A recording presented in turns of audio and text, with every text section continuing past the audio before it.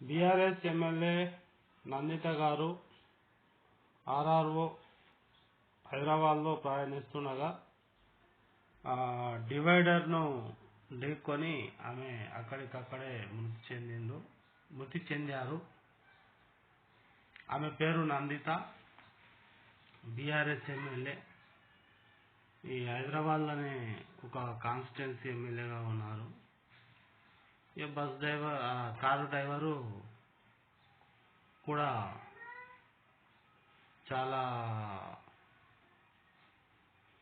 ప్రమాదానికి గురి అవ్వడం వల్ల కొన్ని గాయాలయ్యే అతనికి ఆసుపత్రికి తరలించారు. అలా కుటుంబ సభ్యులు కావచ్చు, చాలామంది అయితే బాధపడుతున్నారు. చాలా చిన్న వయసు అమ్మాయిది, ఎమ్మెల్యేగా గెలవడం నందిత. ఇది బీఆర్ఎస్ పార్టీకి కూడా తీరని లోటుగానే భావిస్తున్నాను.